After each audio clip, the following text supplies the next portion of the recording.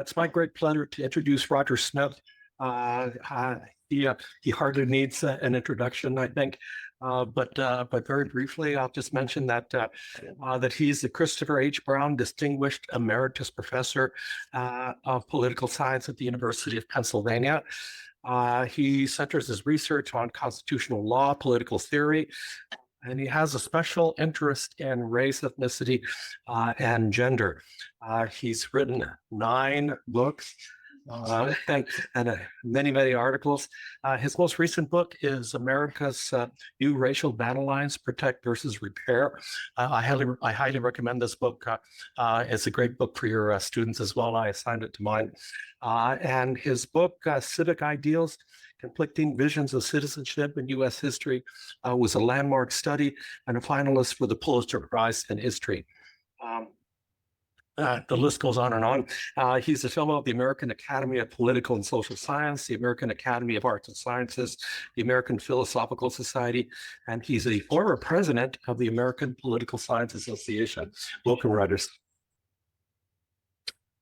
On January 20th, 2021, Joe Biden's first day in office, and he issued Executive Order 1398, advancing racial equity and support for underserved communities. This executive order said it was trying to further equal opportunity that had been denied to too many in America.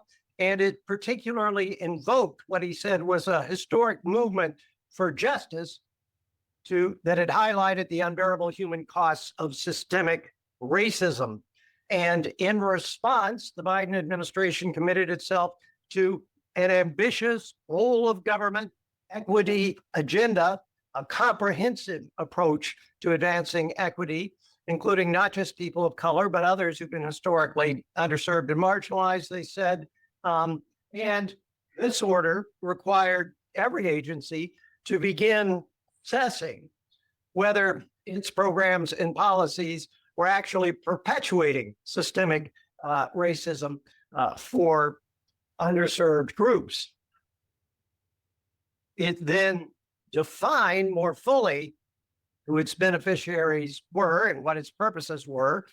It said that it was aimed at systematic, fair, just, and impartial treatment of all individuals, but its critics say it then argued in tension with that it was important to aid underserved communities, including a pretty long list: Black, Latinos, Indigenous, Native Americans, Asian Americans, Pacific Islanders, members of religious minorities, LGBTQ plus persons with disabilities, those who live in rural areas, and others adversely affected by poverty or inequality, any groups that have been systematically denied a full opportunity to participate in the benefits of American life. This executive order was the first of a number during the Biden administration, including one aimed specifically at Asian Americans and Pacific Islanders. Executive Order 14035 in 2021 affected hiring in the federal workforce. But by February 2023, President Biden was prepared to go further, and he issued another executive order in calling for an ambitious whole of government approach to racial equity by embedding equity into all aspects of federal decision-making and requiring a great number of federal agencies to prepare equity action plans to overcome the systemic barriers that they had identified in the wake of the first executive order. So that was the Biden administration. Donald Trump returned to office on January 20th, 2025, and on his first day in office, he issued Executive Order 1451, saying that beginning on day one of the Biden administration, his predecessor had forced illegal and immoral discrimination programs going by the name of Diversity, Equity, and Inclusion, DEI, into virtually all aspects of the federal government. taking the Biden administration at its word and ordering the termination of all discriminatory programs, including illegal DEI and diversity mandates, policies, programs, preferences, and activities. As you all know, as we have seen, that meant not only eliminating a large number of federal offices, personnel's programs, and initiatives, but also cutting off and sometimes punishing support for any recipients of federal funds in the private sector that were seen as promoting DEI inappropriately in the view of the Trump administration. So a massive reversal. And that raises the questions that this talk considers. Why were these issues so central for each administration that Biden launched his DEI initiatives on his very first day in office? And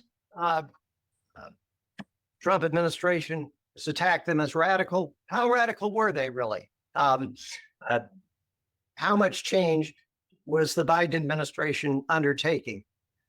And secondly, why was it so important to Trump to avoid DEI initiatives on his first day in office? And why did he go on to attack them with such breadth and intensity that not only has no part of the federal government gone untouched, including foreign policy programs as well as domestic ones, but all sectors of American civil society, including corporations, law firms, the media, and as we know well, universities have all been affected by the Trump anti-DEI campaign. I'll give you my answers right at the outset. They are that Joe Biden thought that what he was doing was right. It was good policy. He also thought it was essential to gain and retain the support of the recent historic social movement that he referred to in the executive order, a movement that Desmond King and I, in our recent book, call the Repair Racial Institutional Order and Policy Alliance. I'll say more about that term in a minute. And in terms of how radical his initiatives were, I argue that they were in fact aimed more at integration into existing American institutions than a really radical transformation of those institutions. But nonetheless, the Biden administration did adopt DEI initiatives more pervasively through the federal government than ever before, and accompanied them by taking the rhetoric of the recent civil rights justice movement, claiming to attack systemic racism and achieve sweeping transformations. And that set it apart from its predecessors, even though its fundamental goals were similar. And on the other hand, Donald Trump thought his actions were right. He also thought they were essential to retain the support of what King and I call the Protect Racial Institutional Order and Policy Alliance, a movement that he helped catalyze and mobilize, but that brought him to power in ways that he wanted to retain. Also, however, the Trump administration, Trump personnel, particularly Russell Vought, that director of the Office of Management and Budget, have seen this war on DEI as not only an effort to combat what they regard as unjust DEI initiatives, but also as a means to strip away much of the national administrative and regulatory state built up through the New Deal and the Great Society years. That's been a goal for economic conservatives for well over 3/4 of a century, and or well over half a century, I should say. And that service of the attack on DEI to the economic agenda has helped unify racial conservatives and economic conservatives who have sometimes been at odds in the MAGA coalition. They're all brought together in this effort.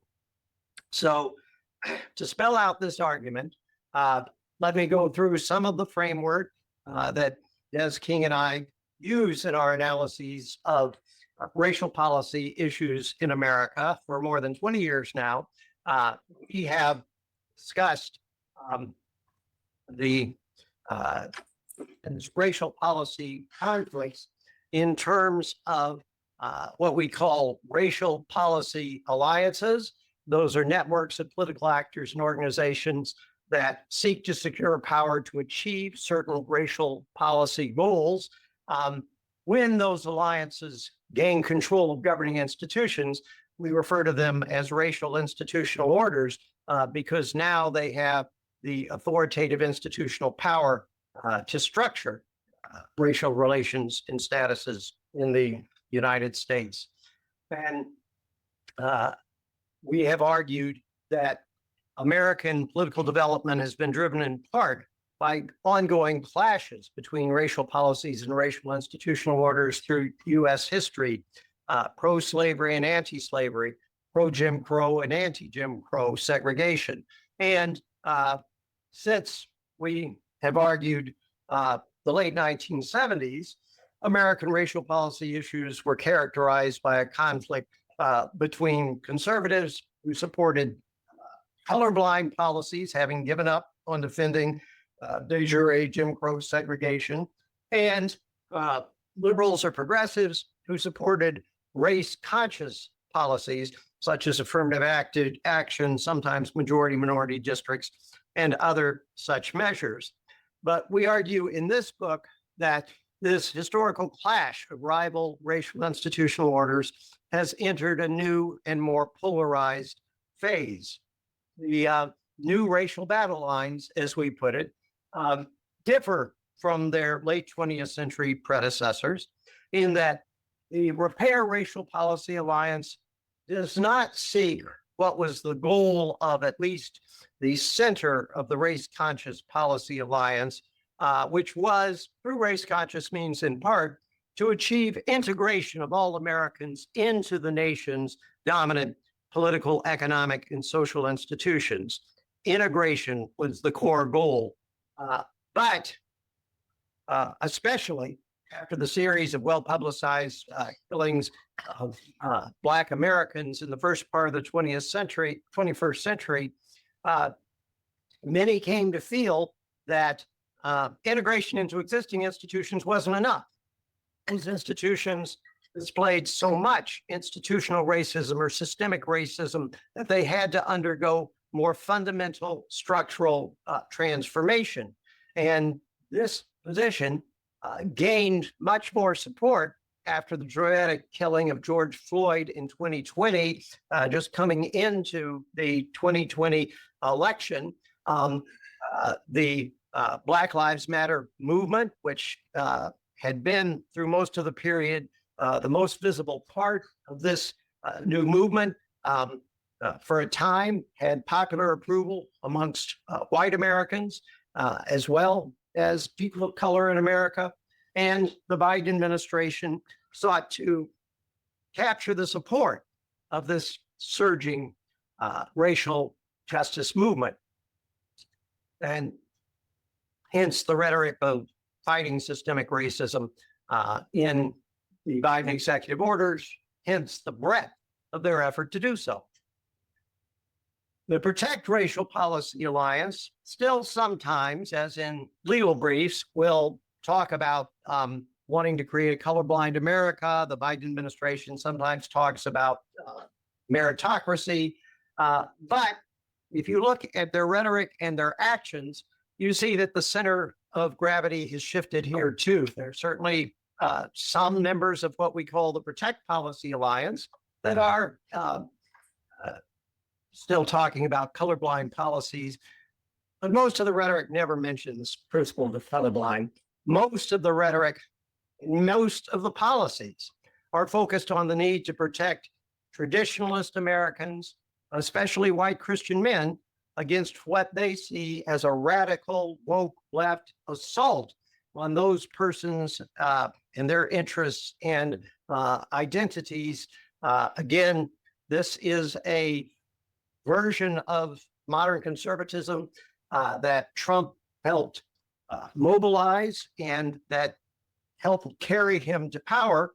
And so he has been concerned to show the Protect Alliance that he is indeed their reliable champion.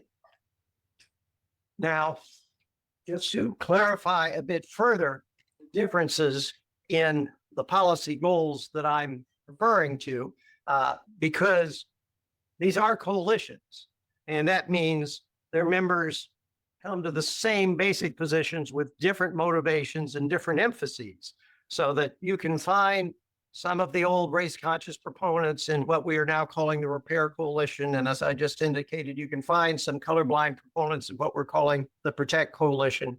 Nonetheless, if you look at the agendas, they differ.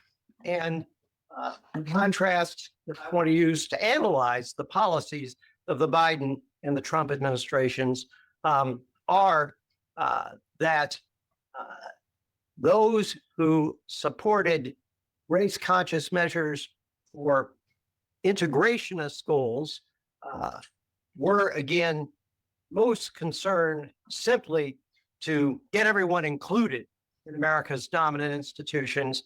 Those who call for more transformative, systemic, structural change have a variety of possible agendas for that, but their common denominator is they seek to empower underserved communities and to empower them with actual official new regulatory and redistributive authority in order to achieve equitable outcomes. And so I judge Biden policies by whether they seek more simply to achieve an integration that we often don't have in American institutions, or are they actually giving new power to traditionally underserved groups and power to engage in regulatory and redistributive measures? When it comes to conservative policies, the proponents of colorblind principles in the late 20th century were willing to say, okay, slavery was wrong, Jim Crow segregation was wrong, racial discrimination is wrong, and we've had too much of it in America's past. But the way to stop discriminating on the basis of race is to stop discriminating on the basis of race, as Chief Justice John Roberts once said. And that means that we should have completely colorblind public policies without any public privileging of any group, whether traditionally discriminated against minorities or white people, colorblind across the board. The positions of the modern Protect Alliance, that we sometimes refer to as white protectionists, is that, well, the reality is that racial discrimination in America's past has been much too overemphasized and exaggerated. It's always been a fundamentally non-racist country, and it's part of the woke attack on America to claim otherwise. So we don't need vigorous enforcement of anti-discrimination laws that colorblind proponents once supported in order to protect non-whites. In fact, the situation is now reversed. Protect opponents will say white Christian men are the most discriminated people in America, most discriminated against people in America. Des King and I did a number of interviews with activists on both sides for our book, and we did have several activists, including an African-American woman, affirm to us vigorously that white Christian men are the chief victims of discrimination in America today. And so anti-discrimination laws need to be repurposed to protect whites at home and abroad, for that matter, like the Afrikaners. And the Protect movement is willing to hold up again as American heroes those who fought for the Confederacy and other white supremacists in ways that wasn't true of the colorblind coalition. Well, with these distinctions in mind, I've gone through all the equity action plans of the Biden administration. This is only a small sampling of them. There are lots and lots and lots of equity action plans, but this will give you a flavor of how they at least appear to me characterized by whether their goals are more integrative or fundamentally transformative. And the overall answer is that they aimed at integration much more than anything else. There were some elements of some programs that had a potential to be transformative in the ways I talked about, empowering minorities with authority for regulatory and redistributive measures. But those were in the minority and they weren't fully realized to any substantial extent. To go through a few examples, the Department of Agriculture was concerned to redistribute to tribes that had had lands harmed by agricultural policies in the past, and to give them a voice in those policy decisions carried farther enough. If it had greatly enhanced tribal autonomy and resources, that could have been transformative, but the measures that actually occurred did more to include the tribes more fully in the benefits of existing agricultural aid programs. The Department of Commerce targeted American Rescue Plan's funds to minority businesses, but that's an effort to include minority firms in existing American economic institutions. Similarly, Defense Department making sure that its provision of health aid wasn't discriminatory. That's an effort at inclusion. And the list goes down. We can return to any of these examples if you're interested for discussion. But the Biden measures that were potentially most transformative, in my judgment, didn't intend to be as transformative as they were. The Biden administration adopted more welcoming immigration policies, including policies that assisted people in seeking asylum, and that often proved a road for them to stay in the United States, even if their asylum claims were rejected. As these policies rolled out, immigration surged enormously, and the Biden administration was confronted with whether it really would have much, much more open borders than in the past, never completely open. And it moved in that direction for a time, although it beat a retreat as the 2024 campaign loomed. But others were either clearly integrative or integrative with modest transformative potential.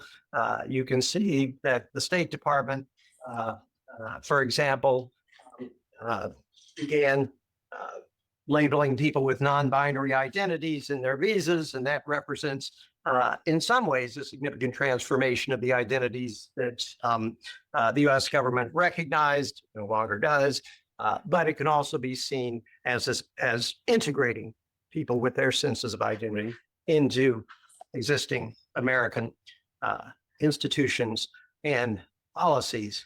So the transformative thrust of the Biden policies didn't live up to the some of the rhetoric of the administration, but nonetheless, it received a favorable response from many civil rights groups.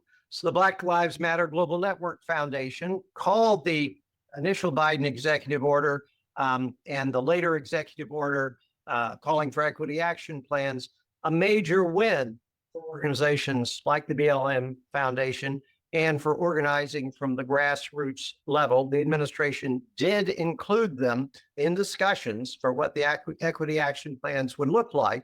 And so they did celebrated as moving in the agenda of the Black Lives Matter movement, the recent racial social justice movement. Older organizations like the National Urban League applauded the more integrationist aspects of the agenda and applauded the authorization of a minority business development agency, which it said in its goal for over 30 years. Once again, this is including racial minority Americans in the American economic system, not radically transforming American capitalism. Other groups were more critical. The Century Foundation said, well, we're hearing equity first and community minded, and we like that, but there was too much red tape and not enough measures for community accountability in their view. Other groups like the Race Forward Policy Link, two organizations that did a report together in the Urban Institute, each said that what we're seeing is good, but it doesn't go as far as the structural transformations to achieve equity that we're looking for. Reforms are more incremental. And on the whole, the Biden racial equity initiatives didn't stir up a lot of passionate enthusiasm amongst liberals and progressives. They were regarded as good things, but not going nearly as far as many wanted, or in the case of some on the left, as embodying identity politics more than they wanted the Biden administration to do. So this didn't really galvanize support for Biden. On the other hand, it sure galvanized conservatives. They seized on this rhetoric and this pervasiveness. The Manhattan Institute said when the Order for Equity Action Plans was given, this is a legal spring to inject as much radical ideology as broadly and as deeply as possible in our government. If Republicans take office, they must fully root out this ideological and social cancer. And the Center for Renewing America, which was Russell Vought's main organization before he came back into the administration, they did a report saying that the US government had spent over $1.1 trillion on DEI initiatives when they called for ending the influence of DEI and other radical ideologies. And if you're wondering how they got to that number, they said they tried to do it in a conservative way, but if any government agency was adopting DEI measures, then its budget became part of the estimate. And of course, under the Biden executive orders, every government agency had DEI initiatives. So 1.1 trillion for DEI. And then the Heritage Foundation's 2025 project, its report, Russell Vought was a big mover of that report as well. It concluded that Biden had imposed the most assertive left-wing social engineering in the agency's history and ratcheted up regulatory costs on small businesses and other productive industries, so that going into the second Trump administration, nothing is more important than deconstructing the centralized administrative state. It was necessary to delete DEI out of every federal rule, agency regulation, contract, grant regulation, and piece of legislation that exists, the report said. And there you can see, with the concern about regulatory costs on productive industry, how the attack on DEI was simultaneously presented as a vehicle for the attack on the administrative and regulatory state that again, economic conservatives had long opposed. And so the Trump administration has come in. This is a small sample of things that they've done from the same cabinet departments on the previous slide. Here, the question I asked is, given the distinction I made between colorblind policies and white protectionist policies, how do we see the Trump administration policies? They are often claimed to be concerned to enforce principles of colorblindness, like ending a program to aid disadvantaged minority farmers and say we're treating all farmers the same now. But this clearly means that minority farmers against whom the U.S. Department of Agriculture has conceded it discriminated against for many decades in the late 20th century, and it's lost a court case leading it to make that concession. Now, it doesn't have to do anything about that discrimination. And so in that sense, I think it serves a more white protectionist agenda. There are other elements like renaming military bases for Confederate generals and political leaders that I can't see as products of commitments to colorblindness. That's clearly bringing white supremacists back into the American pantheon of heroes. And so that's, I think, undeniably a white protectionist move. They deny funds for DEI programs in higher education and elementary and secondary education. Again, this is seen sometimes as trying to make sure that these institutions act in a non-discriminatory, colorblind fashion. But when curricula are being changed because they focus too much on issues of slavery, Jim Crow, racial discrimination, the placement of Japanese Americans in camps during World War II, the attacks on indigenous peoples throughout U.S. history, and other such dimensions of American history, that is a curriculum that is effectively protecting whites from full awareness of the history of this country. So I count those as white protectionist initiatives. Again, I won't go through the whole list, but we can talk about any of them that you're interested in. When we're ending negative parks and museum presentations of American history, that's similar to the changes in curriculum aimed at white protectionism. When we're backing off enforcement of the major civil rights laws of the 1960s, the 64 Civil Rights Act, 68 Fair Housing Act, or repurposing them to focus on discrimination against whites, that I think is clearly white protectionist policies. In foreign policy, I'll note the Trump administration has ended all kinds of foreign aid programs that they suspect of having diversity, equity, and inclusion initiatives or rationales, while they've cut back dramatically on receiving refugees, except, as I noted earlier, white Afrikaners, who they say are victims of unjust discrimination overseas.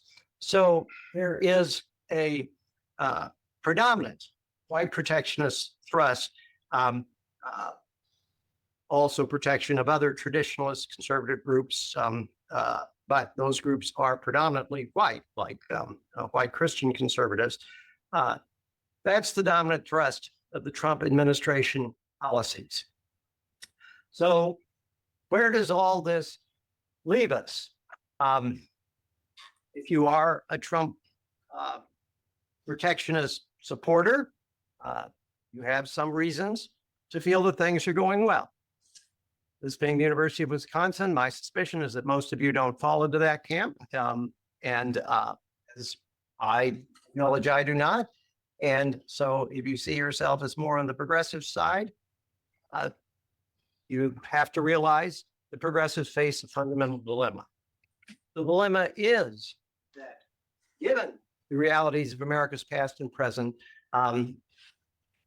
many highlighted by the recent 21st century racial justice social movement, progressives feel that they cannot minimize the reality that there are systematic injustices, including systemic racial injustices in America today.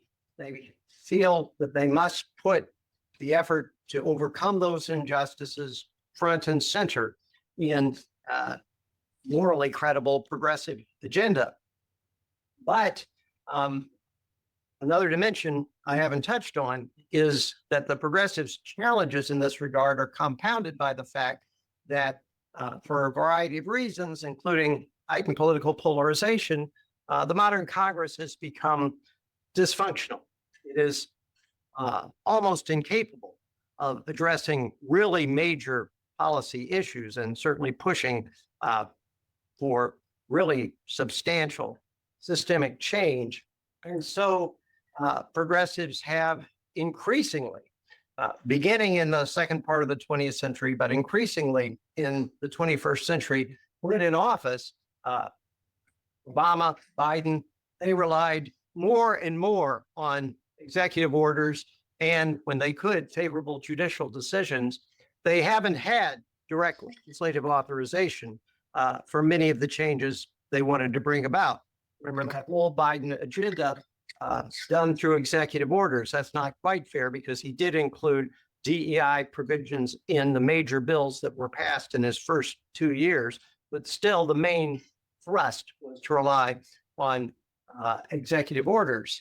And so that allows conservatives to claim that progressives are siding in the current racial policy debates with what we call the Repair Racial Policy Alliance, many of whose members do seek structural transformations in American institutions.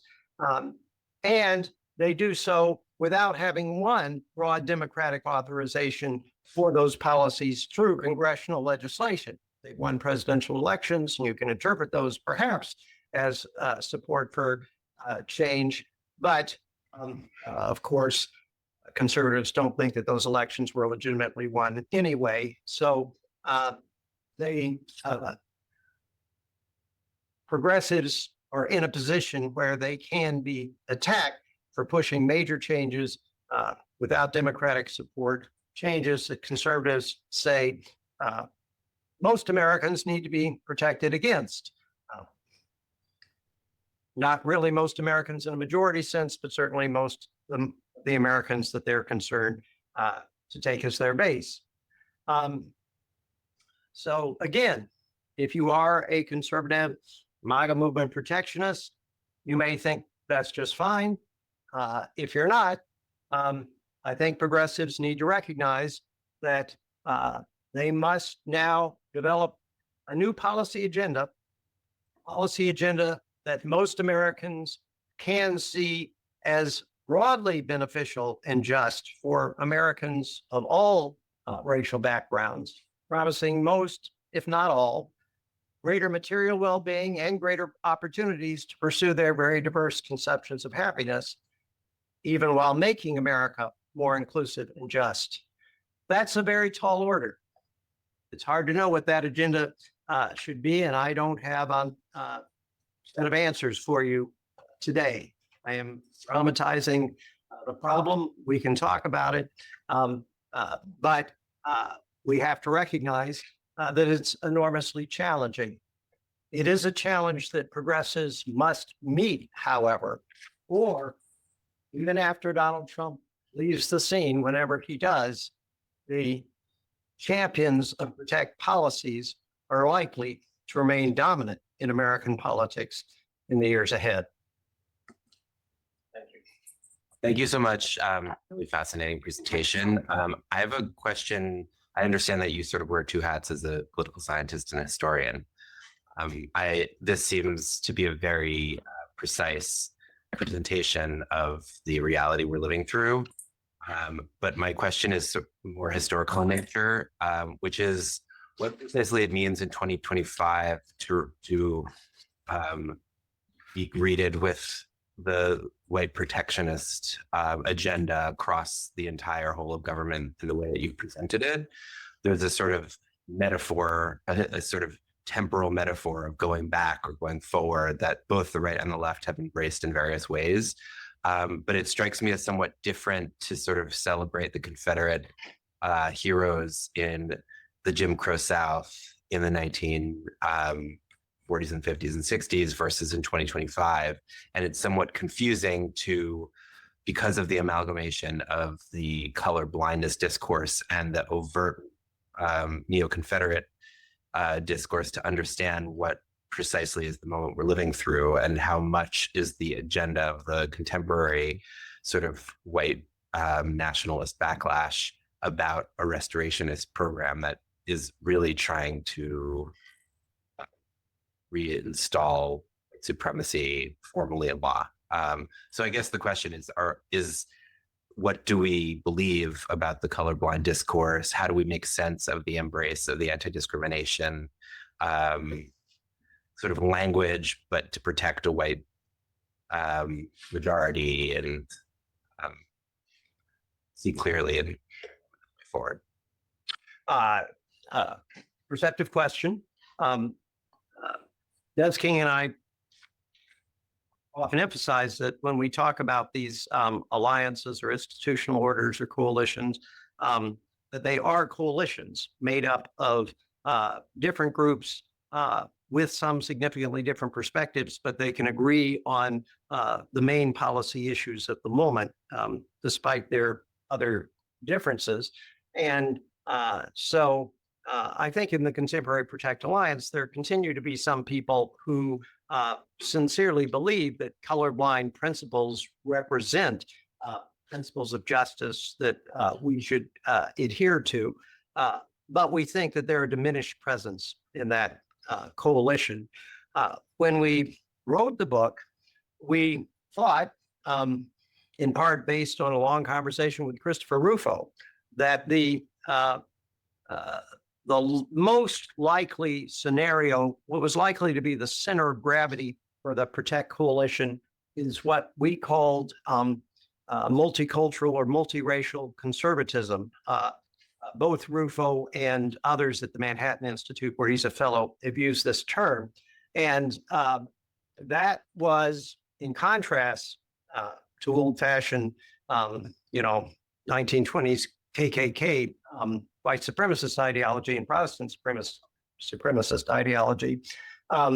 Multicultural conservatism is willing to embrace in America a variety of racial and ethnic cultural groups, so long as they all support conservative economic and social policies. So if you are a conservative racial and ethnic group, you can include many of your traditions and identities and be embraced.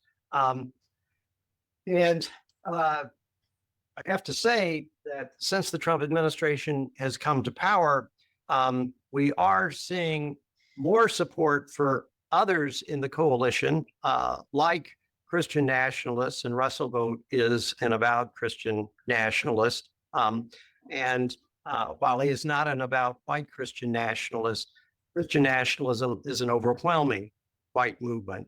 And most Christian nationalists think America loses its identity if it ceases to be white. Most who believe in a white America, most white Christians who believe in white America are far more likely to be Christian nationalists. So the two are closely allied. And of course,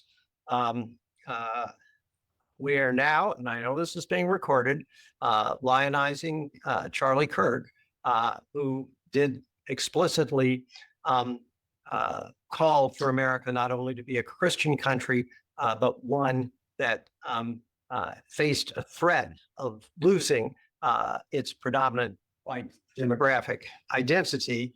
And so I think that the multicultural conservative vision of protectionists is currently less central to the Protect Coalition than we thought it would be when we were finishing the book in late 2023.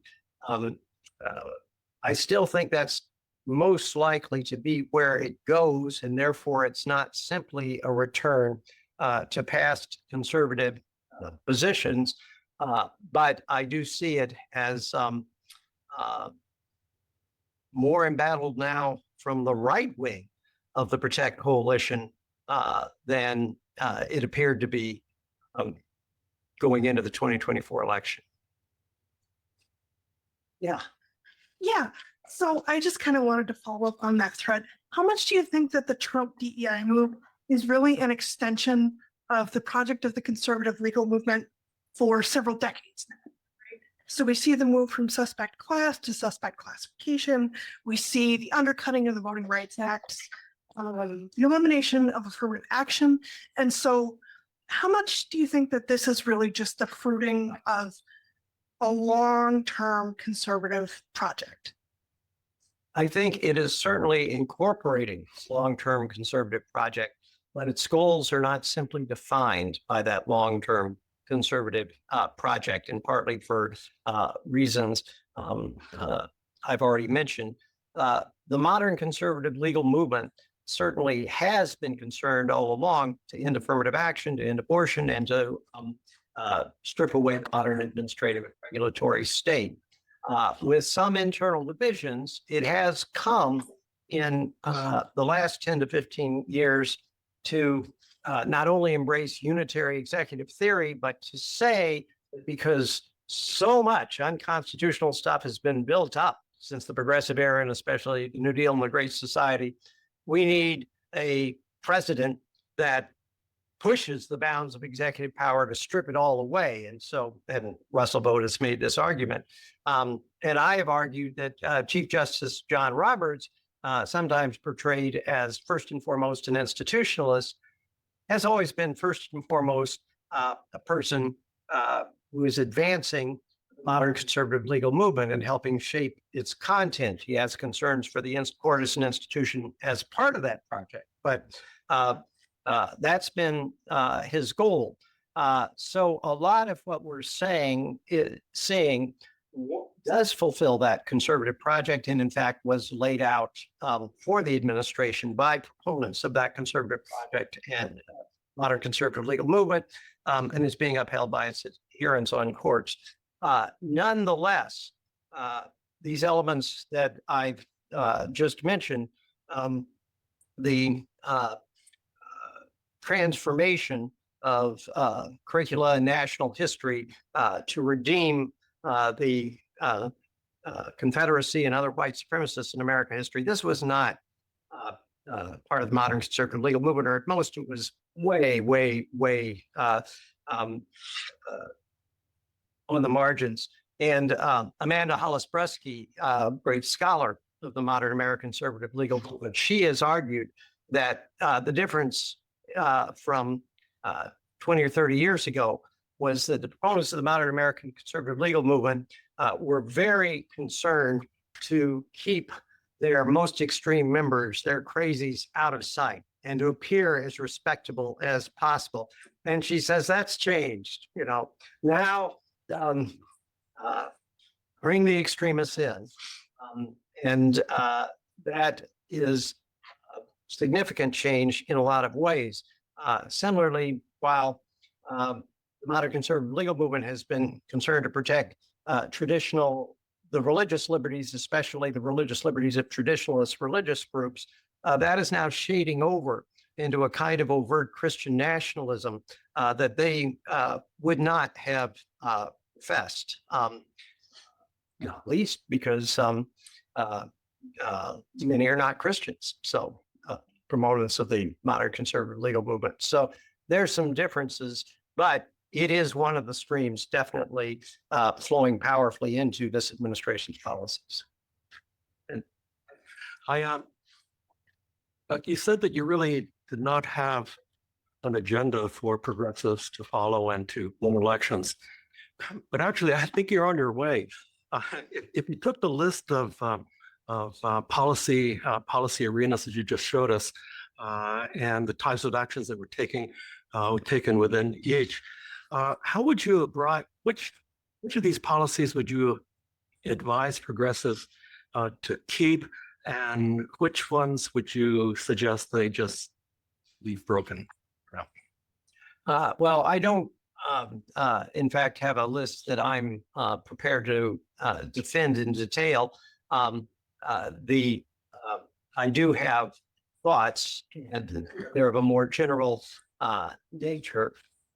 We were discussing in response to the first question about looking back and looking forward. I was reminded of how Franklin Roosevelt introduced his New Deal by claiming that it was a means to carry on the original constitutional project that had been thwarted by plutocrats in recent years. So he looked back and forward simultaneously, saying, yes, I'm doing some new stuff, but this is the new stuff we need to do now to fulfill the constitutional project.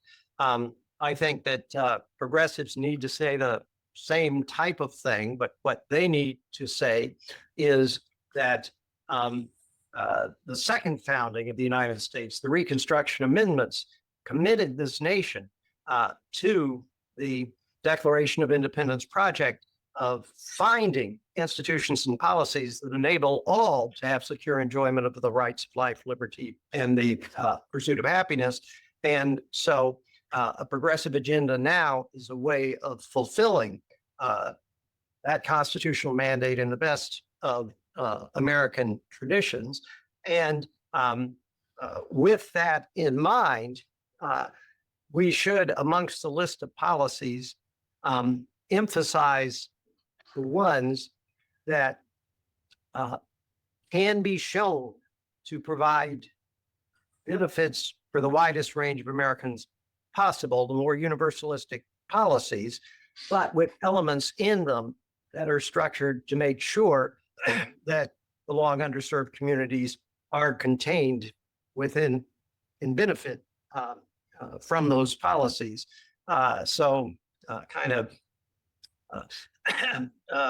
What one legal scholar calls targeted universalism. That is, these broad-based policies, but with measures in there to make sure that those who've been left out now benefit are and included. And some of the Biden policies, I think, moved in that direction. Some go the wrong way.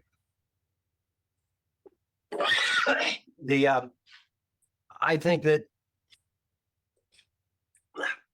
aspects of the American Rescue Plan,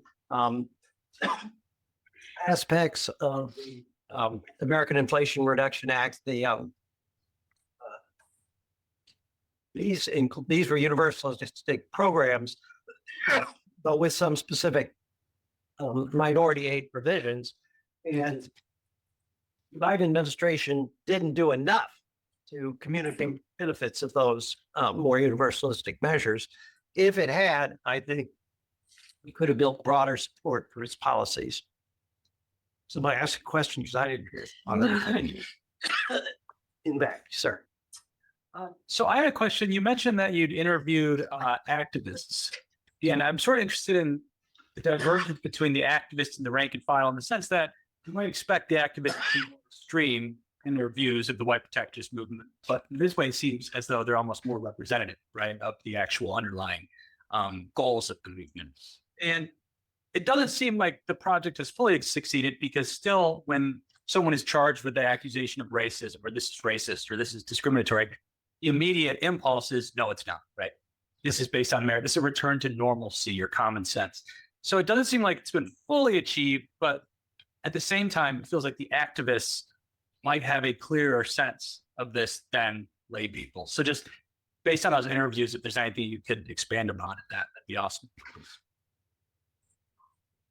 So I hesitate to answer a little bit because I don't consider myself an expert based on my own research on general American public opinion. So I'm not sure I can say confidently what the rank and file voters believe.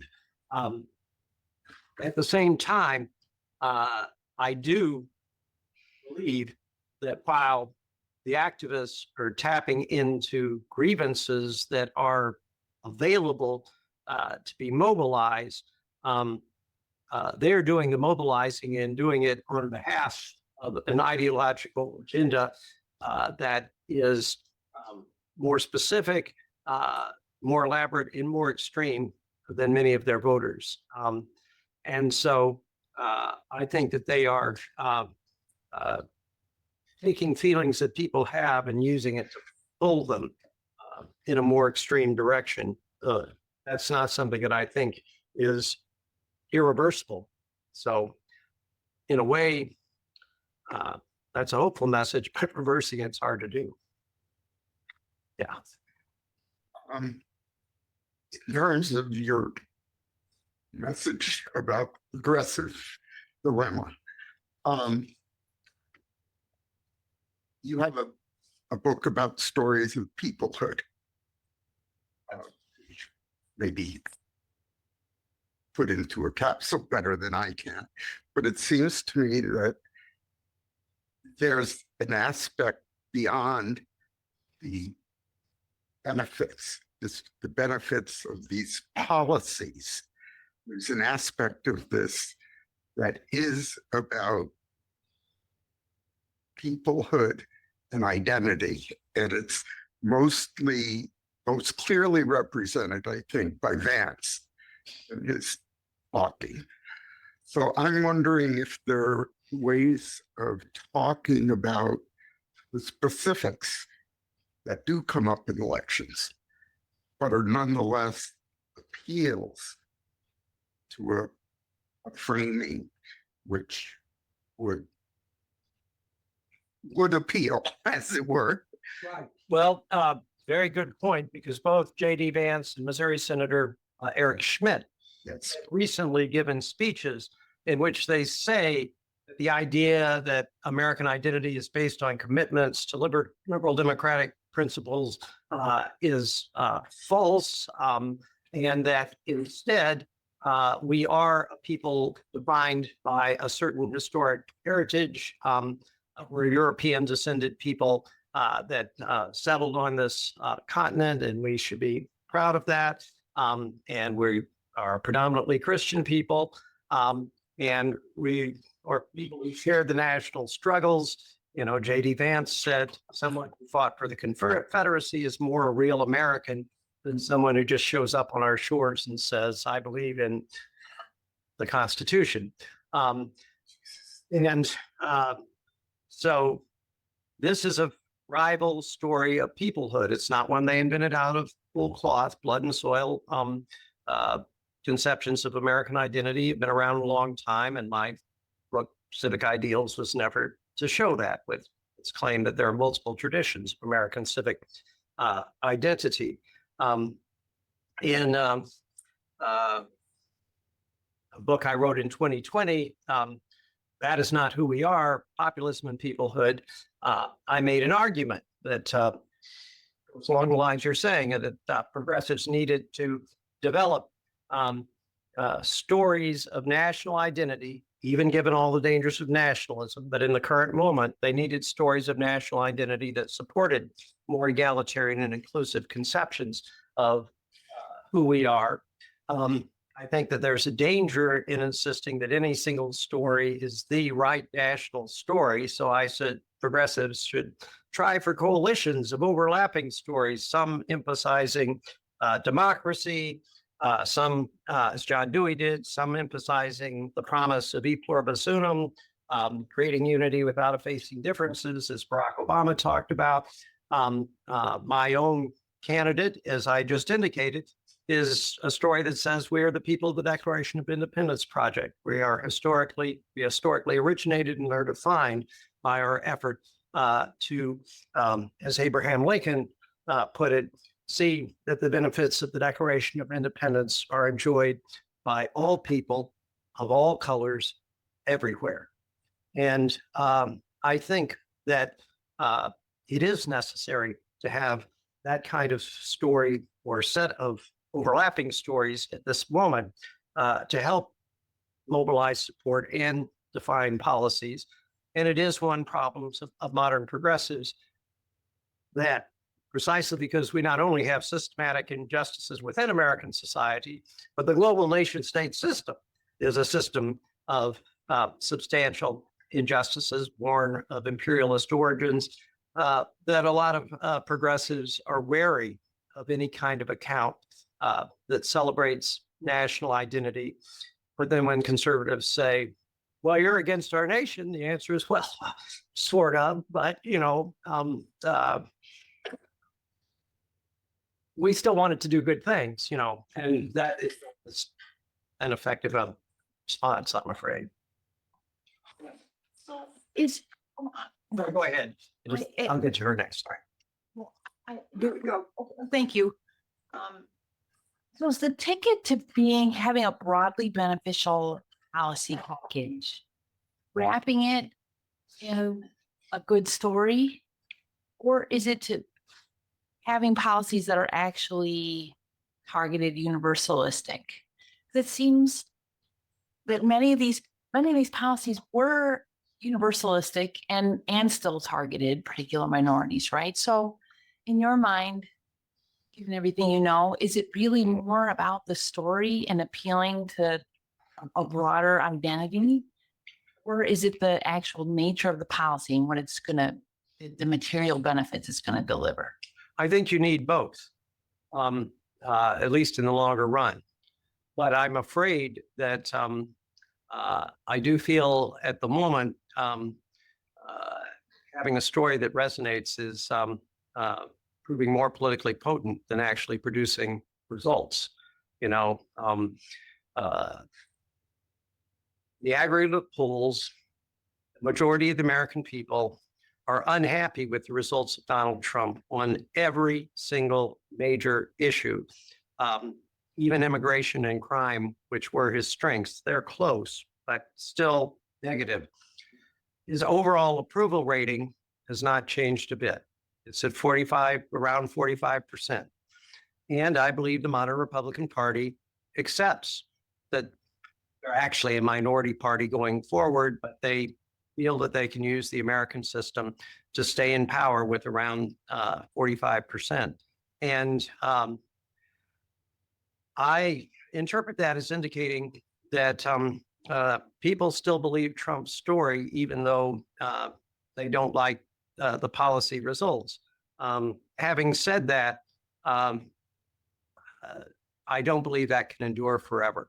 I think that if people are experiencing policy hardships, eventually credibility fades. And that's why I say you need both, but policy results matter more in the long run. So mine is more just a reflection. First, I learned a lot from this talk, and I'm realizing the value of having different disciplines in the room. The thing I think is so important about what you're talking about is coalition. It's not that everybody thinks the same thing, it's that they've agreed to work together. And it seems like this conversation is going in the direction of needing also to think of the people as similarly never all going to be on the same page. It's like who's willing to work with whom. And then also the fluidity of ideas. I mean, as a sociologist, that's the world I live in, is that it's all about how you talk about it. It's all about how you talk about it. And the way who's controlling the discourse and what do you think it's about? And do you think you can live with this other idea or not? What do you think about trans people? How do you want to talk about it? So I just find it's really just a reflection on your talk because it's very inspiring, I think. But I guess I'm encouraging the audience to think about how it's piecing together the different pieces of information that we get, and to always keep in mind the diversity, both of the people in power who don't all agree with each other but agree to work together, and the people in the masses who are never all going to agree with each other but maybe can work together. I don't know. That's my thoughts. it's a valuable reflection, and it underlines something that we encountered in our interviews. First, I want to say that Christopher Rufo clearly knew much more about the left and what they were doing than anyone on the left knew about Christopher Rufo and what he was doing. And that was disturbing. What was more disturbing was hearing from a young Black activist. We were asking, in addition to the Black Lives Matter organizations, there was an effort to set up this interracial organization as a spinoff of Black Lives Matter. And in asking how that was doing, we heard, well, there's just not really much emphasis on that. And why not? You know, it was, well, we're happy to accept support from white liberals if they want. But the reality is that this is going to be a nation of color in the future, so we're not really going to beat them. That assumes that or it underestimates the fluidity of ideas and identities. It doesn't recognize also a historical pattern in which many groups have advanced in America by allying with systems of white privilege to a large extent. And so it was not focused on building an effective coalition. It represented a kind of faith that demographic change would bring the coalition in time. Now, that was only one voice, and we heard a lot of other activist voices in BLM and other groups that saw things very differently. But it underlines your point about both recognizing the importance of coalitions and how things can shift so that you can't take support of a certain group for granted. Yeah. Earlier, you had shared during your interviews, you had come across a conservative African American female who had said that white males were the most targeted in this current moment. Did she share why, or any of the other activists share why they were compelled to believe that, despite the defying logic? Well, I'll identify her because she's identified in the book. She's Carol Swain, a political scientist, and that I've known since we were both assistant professors. She has moved steadily to the right and the Christian right over the time that I've known her. And her perspective is shaped by partly by the minor microcosm of university politics. That is, she's tried to get conservative white men hired to have allies, and they all got shot down. So she thinks they're badly discriminated against. And to some degree, it is hard to get a Christian hired in any American universities. So that was the source of her perspective. But the I'd say more generally, the conservative legal movement and conservative religious groups made the argument that conservative religions, and especially conservative Christians, were discriminated against. And especially in his 2016 campaign, Trump seized on that because he discovered it was a real crowd pleaser, and he started talking about getting rid of the Johnson Amendment so that you could endorse candidates from the pulpit, which he didn't do during his first term, although he said he did. Now it has been done. And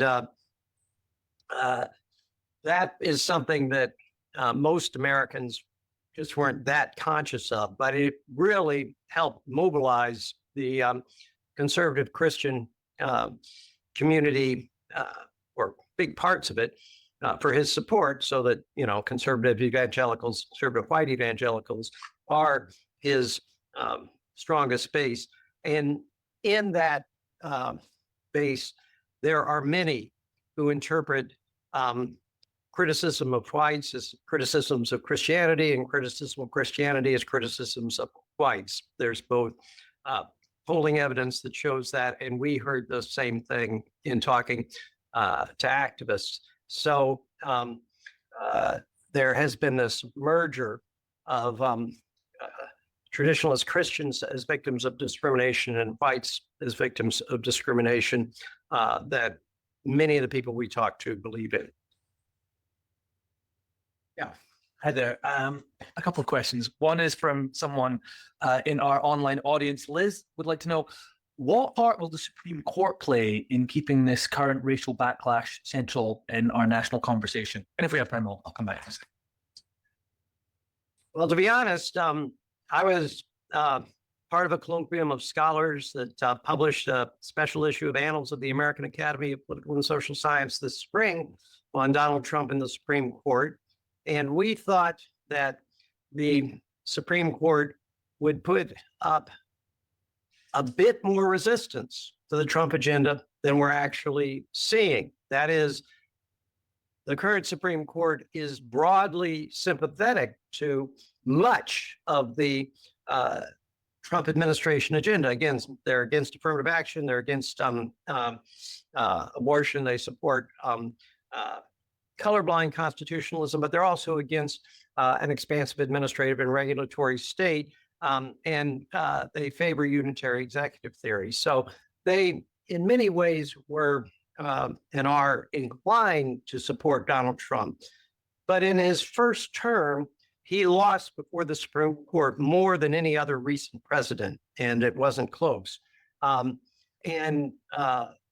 thought, and others thought, that the Supreme Court, partly out of concern for its institutional power, would insist on Trump doing what he wanted to do through procedurally appropriate means. And the fact that the Trump administration came in with this blitzkrieg of all these executive orders and changes all at once, we thought that would produce some procedural pushback. It has not, or at least not yet, because what we underestimated was the role of the emergency docket, or shadow docket, as it's called. The Trump administration is still not winning all the time when cases are fully argued and decided by the Supreme Court, but it is winning all the time on the emergency docket and shadow docket. And that means it's accomplishing a lot of its goals before the issue is ever fully litigated at the Supreme Court level. And the argument that the court is using is that, well, until these things are fully decided, the president should get to do what the president wants. And we expected, at least some of the time, it would go the other way. You know, you can't make these changes until it's been fully reviewed and fully decided.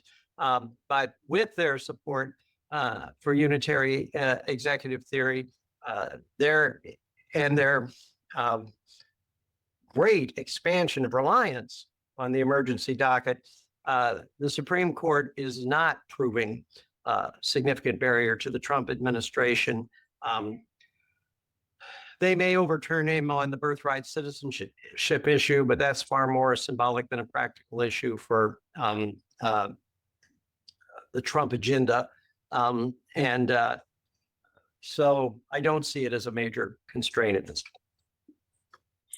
The progressive dilemma that you outlined, and I'm just wondering what you think the central barriers to overcoming it are. One of the central critiques leveled at the Democratic campaign last year was that it focused on pocketbook issues, and it focused too much on questions of democracy and authoritarianism and on particularistic identity-based issues. You've talked about the need for targeted universalism, which I really like the sound of. What are the central barriers to that? Because to the Democrats adopting either a policy agenda closer to that, and or a policy agenda that is popular, because you mentioned that Trump's the current administration's approval on every question is really low. The only group that seems to be lower in terms of approval ratings is the Democrats right now, and members of Congress. But Congress is an institution, not members of Congress. That's one of the great paradoxes. We hate Congress and we reelect Congress people. I think the Democrats are floundering to convey both a broader vision and set of appropriate policies, partly because they are fearful of alienating the left side of their coalition by appearing to return to a kind of Bill Clinton liberalism. And at the same time, they are not willing to upset their billionaire supporters by pushing a strongly populist economic agenda. And as a result, they're mostly relying on attacking Trump. But for better or worse, up to this point, most Americans feel that while they may not like Trump personally and might even use much stronger language than that, things weren't terrible for them in the first Trump administration, and things aren't so terrible for them now. They don't approve of what he's doing, but things aren't so bad that they're going to vote for somebody just because they don't like Trump. And that's the main thing the Democrats have been offering. Now, my view is, as I said earlier, that if policies are unsatisfactory to people for long enough or dramatically enough, then the situation might change. But that means that things have to get worse before they get better. If they get worse, maybe just the claim we're the party of change now without specifying what the change is might prove sufficient. But it would do the country a lot more good if they could come up with more of a vision and agenda. Yeah. Just one question. Thank you so much for this talk, Rogers. In your view, what is the work that the media and particularly alt or social media are doing and constituting and reconstituting these ways of framing policy challenges and potential policy outcomes? Because it's not just simply, it seems to me, the parties themselves that are doing the work. It is in fact at least partially attributed to what's going on in the media landscape. And I'm curious what your thoughts are. There is no doubt that the new social media landscape is creating enormous political problems. We're all familiar at this point with the phenomenon of echo chambers and the dissemination of false information, all of it now getting exaggerated or placed on steroids by AI and its capacity to create fraudulent images and stories. And I have to say, I always get this question, and nothing makes me feel older. I have always been a strong First Amendment guy, and I look at all these problems in the social media and realize that some kind of new regulatory approach is probably necessary. And then people say, and what should it look like? And I say, I'm retired, actually. It's really, it's hard for me to acknowledge that we need new systems of regulation of speech, but I think clearly we do. And I leave it to all the bright young minds of the next generation to figure out just what it should look like.